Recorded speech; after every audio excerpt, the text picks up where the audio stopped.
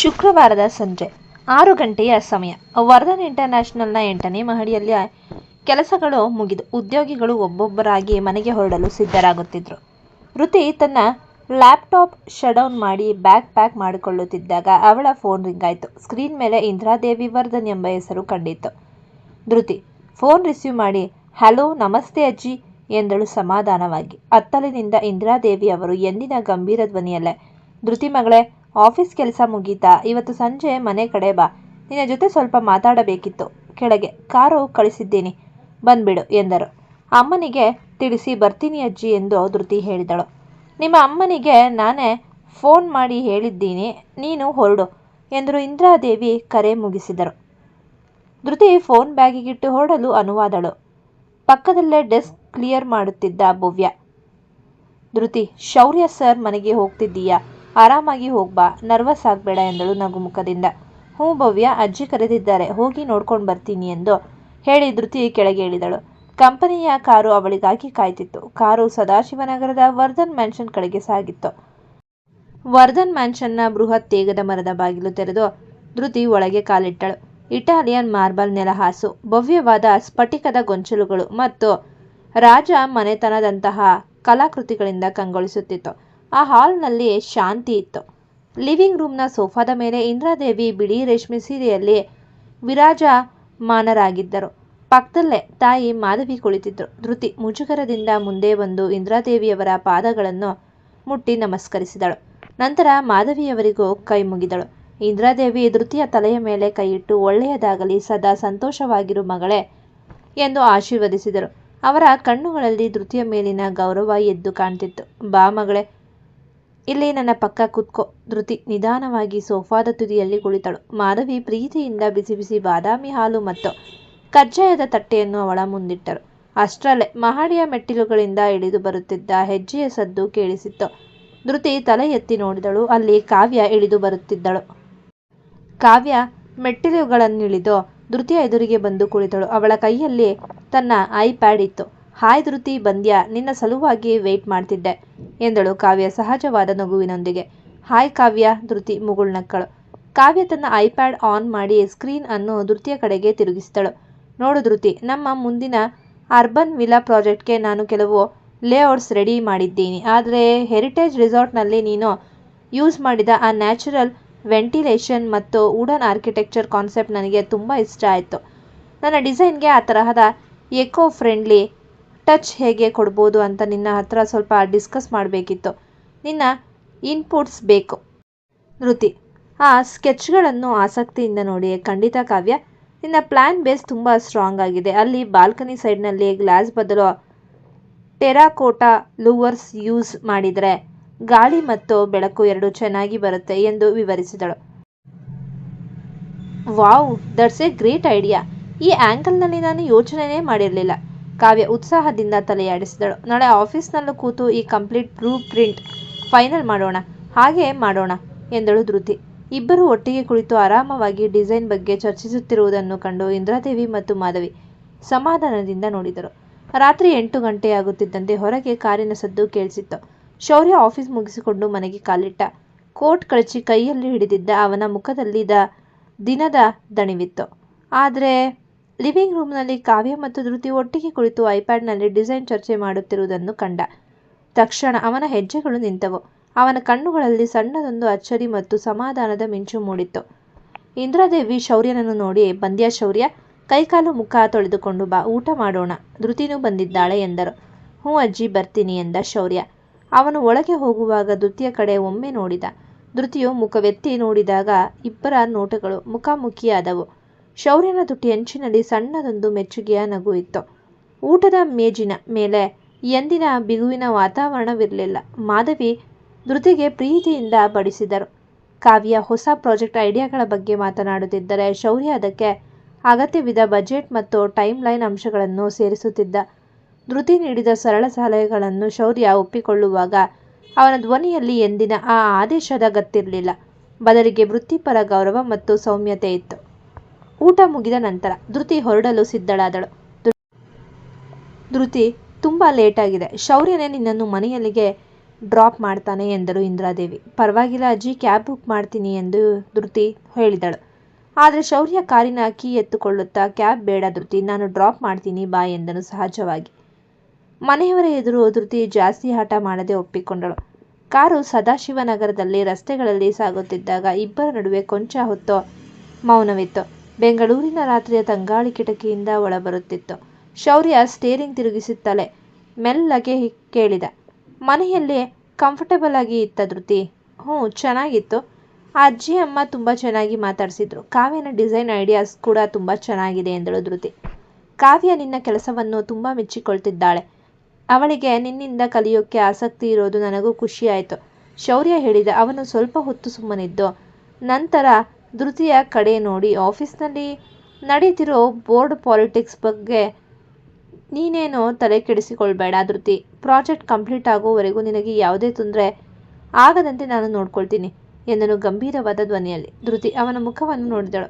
ಅವನ ಕಣ್ಣುಗಳಲ್ಲಿದ್ದ ಆ ಭರವಸೆ ಮತ್ತು ಕಾಳಜಿ ಅವಳಿಗೆ ಸ್ಪಷ್ಟವಾಗಿ ಕಾಣಿಸಿತು. ಗೊತ್ತು ಶೌರ್ಯ, ಥ್ಯಾಂಕ್ಸ್ ಎಂದಳು ಧೃತಿ ಮುಗುಳ್ನಗುತ್ತಾ. ಕಾರು ಬಸವನಗುಡಿಯ ಅವಳ ಮನೆಯ ಮುಂದೆ ಬಂದು ನಿಂತಿತ್ತು. ಧೃತಿ ಕಾರಿನ ಬಾಗಿಲು ತೆರೆದು ಇಳಿದು, ಗುಡ್ ನೈಟ್ ಶೌರ್ಯ ಎಂದಳು. ಗುಡ್ ನೈಟ್ ಧೃತಿ, ಹುಷಾರಾಗಿರು ಎಂದು ಶೌರ್ಯ ಮುಗುಳ್ನಕ್ಕ. ಧೃತಿ ಮನೆಯೊಳಗೆ ಹೋಗುವವರೆಗೂ ಕಾದು ನಂತರ ಶೌರ್ಯ ಕಾರನ್ನು ಮುಂದೆ ಚಲಾಯಿಸಿದ. ಇಬ್ಬರ ಮನಸ್ಸಿನಲ್ಲಿದ್ದ ಹಳೆಯ ಅಂತರಂಗಗಳು ಕರಗಿ ಪರಸ್ಪರ ಗೌರವದ ಹೊಸದೊಂದು ಒಡನಾಟ ಸಹಜವಾಗಿಯೇ ಗಟ್ಟಿಯಾಗುತ್ತಿತ್ತು. ವಾರದ ಆರಂಭದ ಸೋಮವಾರವೇ 8ನೇ ಮಹಡಿಯಲ್ಲಿ ಹಬ್ಬದ ವಾತಾವರಣ ಕಂಗೊಳಿಸುತ್ತಿತ್ತು. ಕಾರಣ ಇನ್ನೇನು ಕೇವಲ ಒಂದು ವಾರದಲ್ಲಿ ಭವ್ಯಳ ನಿಶ್ಚಿತಾರ್ಥ ಕರಾರು ವಾಕಿಂಗ್ನಂತೆ ಹತ್ತಿರ ಬರುತ್ತಿತ್ತು. ಬೆಳಗ್ಗೆ 11 ಗಂಟೆಯ ಸಮಯ. ಧೃತಿ ತನ್ನ ಡೆಸ್ಕ್ನಲ್ಲಿ ಕುಳಿತು ಪ್ರಾಜೆಕ್ಟ್ ರಿಪೋರ್ಟ್ ಸಿದ್ಧಪಡಿಸುತ್ತಿದ್ದಾಗ ಭವ್ಯ ಓಡೋಡಿ ಬಂದು ಅವಳ ಟೇಬಲ್ ಮೇಲೆ ದೊಡ್ಡದೊಂದು ಕರಪತ್ರವನ್ನು ಎಸೆದಳು. ಅವಳ ಮುಖದಲ್ಲಿ ನಗು ಮತ್ತು ಆತಂಕ ಎರಡೂ ಒಟ್ಟಿಗೆ ಆಡುತ್ತಿದ್ವು. ಧೃತಿ, ಇನ್ನು ಸರಿಯಾಗಿ 7 ದಿನಗಳಿದೆ ನನ್ನ ಎಂಗೇಜ್ಮೆಂಟ್. ನನಗೆ ಈಗಲೇ ಟೆನ್ಷನ್ ಶುರುವಾಗಿದೆ ಕಣೆ, ಭವ್ಯ ತನ್ನ ಕೆನ್ನೆ ಮುಟ್ಟಿಕೊಳ್ಳುತ್ತಾ ಅಂದಳು. Dress selection, ring exchange, food menu ಏನೂ ಆಗಿಲ್ಲ ಇನ್ನು. ಈ ಬ್ಯೂಟಿಫುಲ್ ಲಂಗ ದಾವಣಿ ಅಥವಾ ಡಿಸೈನರ್ ಸೀರೆ ಯಾವುದನ್ನು ತಗೋಬೇಕು ಅಂತ ನನಗೆ ಕನ್ಫ್ಯೂಷನ್ ಆಗ್ತಿದೆ. ಪಕ್ಕದಲ್ಲೇ ತನ್ನ ಸನ್ ಗ್ಲಾಸ್ ಸರಿಪಡಿಸುತ್ತಾ ಕುಳಿತಿದ್ದ ಸಂತು ಜೋರಾಗಿ ನಕ್ಕ.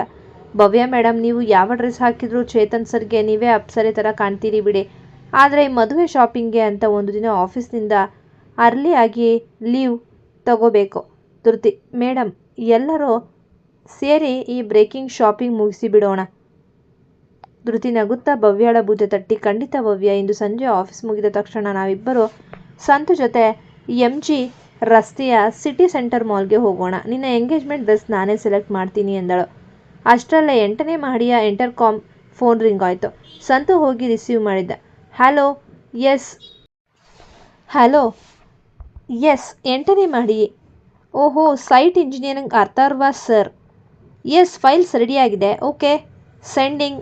ಸಂತು ಫೋನ್ ಇಟ್ಟು ಧೃತಿ ಕಡೆ ತಿರುಗಿ, ಧೃತಿ ಮೇಡಮ್, 50ನೇ ಮಹಡಿಯಿಂದ ಬಾಸ್ ನಿಮ್ಮನ್ನು ಒಮ್ಮೆ ಮೇಲ್ಭಾಗ ಕಾನ್ಫರೆನ್ಸ್ ರೂಮ್ಗೆ ಬರಲು ಹೇಳಿದ್ದಾರೆ. ಹೊಸ ಪ್ರಾಜೆಕ್ಟ್ ಡಿಸ್ಕಷನ್ ಇದೆ. ಧೃತಿ ಫೈಲ್ಸ್ ಕೈಯಲ್ಲಿ ಹಿಡಿದು, ಸರಿ ಈಗಲೇ ಹೋಗ್ತೀನಿ ಎಂದು ಎದ್ದು ನಿಂತಳು. 50ನೇ ಮಹಡಿಯ CEO ಕ್ಯಾಬಿನ್ ಹತ್ತಿರ ಮಿನಿ ಕಾನ್ಫರೆನ್ಸ್ ರೂಮ್ಗೆ ಬಂದ ಧೃತಿ ಬಾಗಿಲು ತಳ್ಳಿ ಒಳಗೆ ಕಾಲಿಟ್ಟಳು. ಆದರೆ ಒಳಗೆ ಯಾವುದೇ ಮೀಟಿಂಗ್ ನಡೆಯುತ್ತಿರಲಿಲ್ಲ. ಅಲ್ಲಿ ಕೇವಲ ಶೌರ್ಯ ಮಾತ್ರ ಕಡು ನೀಲಿ ಶರ್ಟ್ ಧರಿಸಿ ಟೇಬಲ್ ಮೇಲೆ ಕೈ ಕಟ್ಟಿ ನಿಂತಿದ್ದ. ಧೃತಿ ಬಾಗಿಲು ಹಾಕಿ ತಿರುಗುತ್ತಿದ್ದಂತೆ ಶೌರ್ಯ ಮಿಂಚಿನಂತೆ ನಡೆದು ಬಂದು ಬಾಗಿಲಿನ ಬಳಿಯೇ ನಿಂತುಕೊಂಡನು. ಅವನು ಧೃತಿಯನ್ನು ಒಳಗೆ ಬಾರದಂತೆ ತಡೆಯುತ್ತಾ ಮುಖದಲ್ಲಿ ಹುಟ್ಟಿಕೊಂಡ ಆ ತುಂಟ ನಗುವಿನೊಂದಿಗೆ ಕೆಳಗೆ ಬಾಗಿ ನೋಡಿದ. ಏನ್ ಸರ್ ಇದು, ಮೀಟಿಂಗ್ ಇದೆ ಅನ್ಕೊಂಡು ಬಂದೆ, ಇಲ್ಲಿ ಯೂ ಟರ್ನ್ ಹೊಡಿಸಿದ್ರಿ?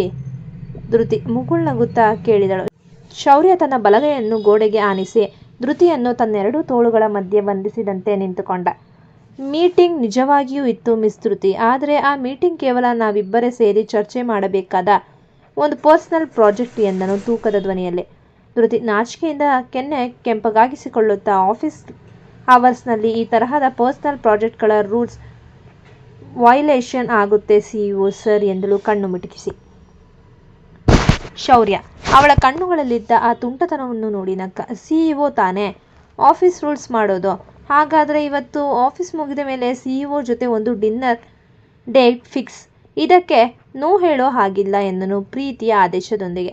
ಧೃತಿ ಸ್ವಲ್ಪ ಯೋಚಿಸಿ, ಇವತ್ತು ಸಂಜೆ ಆಗಲ್ಲ, ಶೌರ್ಯ ಭವ್ಯಳ ಎಂಗೇಜ್ಮೆಂಟ್ಗೆ ಶಾಪಿಂಗ್ ಮಾಡೋಕೆ ನಾವೆಲ್ಲರೂ MG ರಸ್ತೆಯ ಮಾಲ್ಗೆ ಹೋಗ್ತಿದ್ದೀವಿ ಎಂದಳು.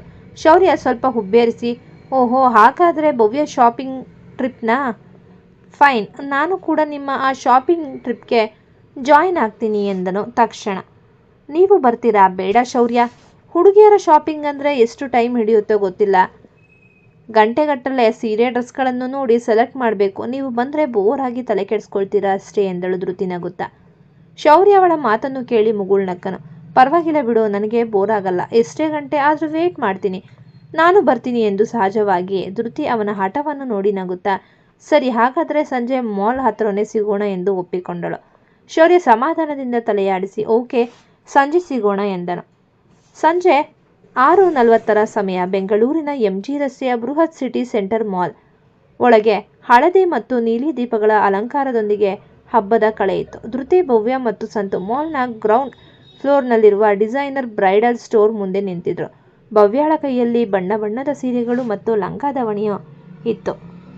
ಸಂತು ತನ್ನ ಕೈಯಲ್ಲಿ 2 ಐಸ್ ಕ್ರೀಮ್ ಕೋನ್ ಹಿಡಿದು ಒಂದನ್ನು ಭವ್ಯಳ ಕಡೆ ನೀಡಿ, ಭವ್ಯ ಮೇಡಮ್, ನಿಮ್ಮ ಎಂಗೇಜ್ಮೆಂಟ್ ಶಾಪಿಂಗ್ ಹತ್ರ ಬರ್ತಿದ್ದಂತೆ ನನ್ನ ತೂಕ 3 kg ಕಡಿಮೆಯಾಗಿದೆ. ಈ ಲೇಡೀಸ್ ಶಾಪಿಂಗ್ ಅಂದರೆ ಒಂಥರ ಮಹಾಭಾರತ ಯುದ್ಧವಿದ್ದ ಹಾಗೆ ಎಂದನು ತಮಾಷೆಯಾಗಿ.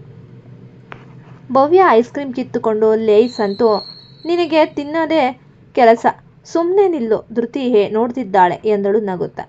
ಅಷ್ಟರಲ್ಲೇ ಮಾಲ್ನ ಗ್ಲಾಸ್ ಎಂಟ್ರೆನ್ಸ್ ಗೇಟ್ ಹತ್ರ ಕಪ್ಪು ಸನ್ಗ್ಲಾಸ್ ಧರಿಸಿ ಕ್ಯಾಶುಯಲ್ ಬ್ಲ್ಯಾಕ್ ಜಾಕೆಟ್ನಲ್ಲಿ ಒಳಗೆ ಕಾಲಿಟ್ಟ ಶೌರ್ಯ ಕಾಣಿಸಿಕೊಂಡ.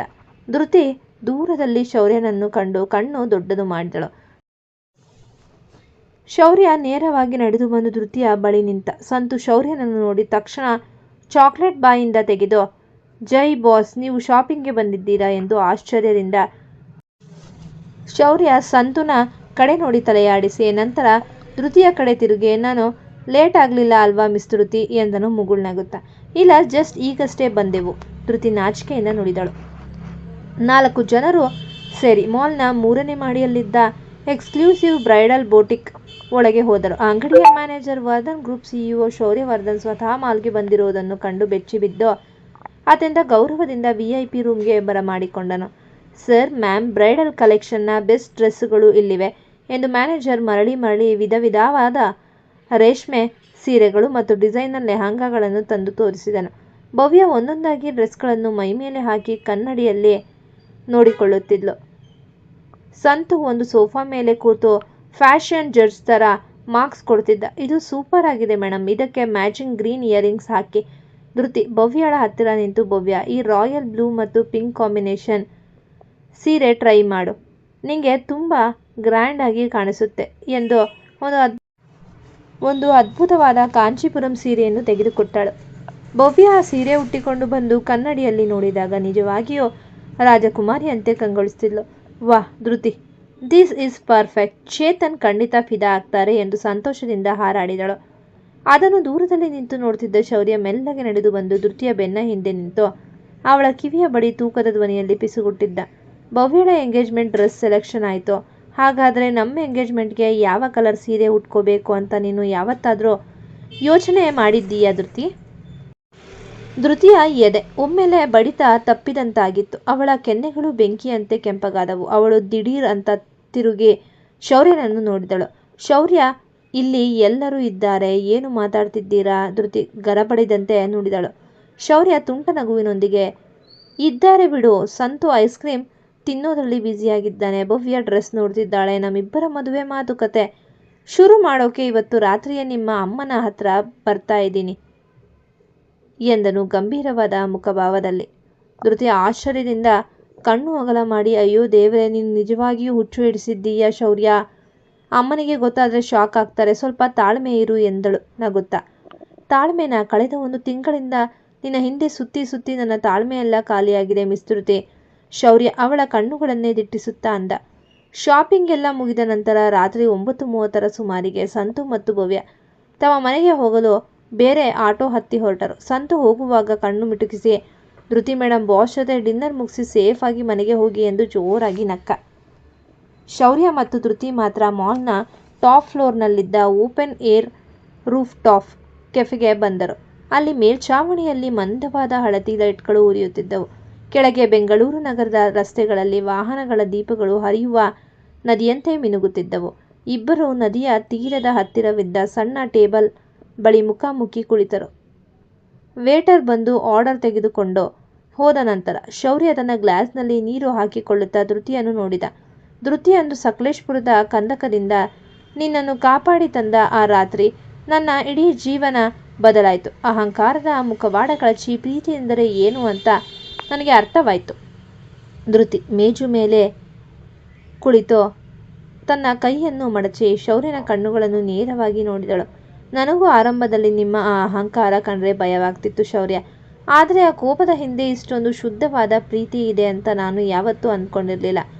ನನ್ನ ಸ್ವಾಭಿಮಾನವನ್ನು ಅಂದು ನೀವು ಗೌರವಿಸಿದ ಆ ಕ್ಷಣವೇ ನಾನು ನಿಮ್ಮನ್ನು ಮನಸಾರೆ ಒಪ್ಪಿಕೊಂಡಿದ್ದೆ. ಶೌರ್ಯ ಎದ್ದು ಬಂದು ಧೃತಿಯ ಪಕ್ಕದ ಚೇರ್ನಲ್ಲಿ ಕುಳಿತನು. ಅವನು ಅವಳ ಬಲಗೈಯನ್ನು ತನ್ನ ಬಾಯಲ್ಲಿ ಬೆಚ್ಚಗೆ ಹಿಡಿದುಕೊಂಡು ತನ್ನ ಉಂಗುರದ ಬೆರಳಿನಿಂದ ಅವಳ ಮೃದುವಾದ ಬೆರಳುಗಳನ್ನು ತಡವಿದ. ಮುಂದಿನ ವಾರ ಭವ್ಯಾಳ ಎಂಗೇಜ್ಮೆಂಟ್ ಮುಗಿಯಲಿ, ಆಮೇಲೆ ನಾವಿಬ್ಬರು ನಮ್ಮ ಮನೆಯಲ್ಲಿ ಅಜ್ಜಿ ಮತ್ತು ಅಮ್ಮನ ಸಮ್ಮುಖದಲ್ಲಿ ನಮ್ಮ ಮದುವೆಗೆ ದೊಡ್ಡವರ ಒಪ್ಪಿಗೆ ಪಡೆದುಕೊಳ್ಳೋಣ. ಶೌರ್ಯ ಅತ್ಯಂತ ಭರವಸೆಯಿಂದ ನುಡಿದ. ಧೃತಿ ಮುಗುಳ್ನಗುತ್ತಾ ಹಾಗೆ ಆಗಲಿ ಶೌರ್ಯ ಎಂದಳು. ಬೆಂಗಳೂರಿನ ಆ ತಂಪಾದ ರಾತ್ರಿಯ ಗಾಳಿಯಲ್ಲಿ ಎರಡು ಭಿನ್ನ ಧ್ರುವಗಳಂತಿದ್ದ ಅಹಂಕಾರ ಮತ್ತು ಅಭಿಮಾನದ ಜೀವಗಳು ಈಗ ಶಾಶ್ವತವಾಗಿ ಒಂದಾಗಿ ಪ್ರೇಮದ ಅಮರ ಕಾವ್ಯವನ್ನು ರಚಿಸುತ್ತಿದ್ದವು. ಅಹಂಕಾರದ ಬೆಂಕಿ ಕರಗಿ ಹಾಲಾಯಿತು. ಸ್ವಾಭಿಮಾನದ ಹಾದಿ ಒಲವಿನ ತೇರಾಯಿತು. ನಕ್ಷತ್ರಗಳ ಸಾಕ್ಷಿ ನಿಂತ ಈ ರಾತ್ರಿಯಲ್ಲಿ ಈ ಎರಡು ಜೀವಗಳ ಮಿಡಿತ ಒಂದೇ ಗತಿಯಾಯಿತು. ಕನಸಿನಲ್ಲಿ ಮೂಡಿದ ಆ ಮುತ್ತಿನ ಸ್ಪರ್ಶ ಇಂದು ನುಡಿಯಿತು ಪ್ರೇಮದ ದಿಗ್ವಿಜಯ ಸಂದೇಶ. ಅಭಿಮಾನದ ರಾಣಿಗೆ ಶೌರ್ಯನ ಸಮರ್ಪಣೆ. ಶಾಶ್ವತವಾಯಿತು ನಮ್ಮ ಈ ಸುಂದರ ಬಂಧನ. ಈ ಕತೆ ನಿಮಗೆ ಇಷ್ಟವಾಗಿದ್ದಲ್ಲಿ ಕಥೆಯನ್ನು ವೀಕ್ಷಿಸಿದ ನಂತರ ದಯಮಾಡಿ ನಮ್ಮ ಚಾನಲ್ಗೆ ಶೇರ್ ಮಾಡಿ, ಲೈಕ್ ಮಾಡಿ ಮತ್ತು ಸಬ್ಸ್ಕ್ರೈಬ್ ಮಾಡಿ. ಧನ್ಯವಾದಗಳು.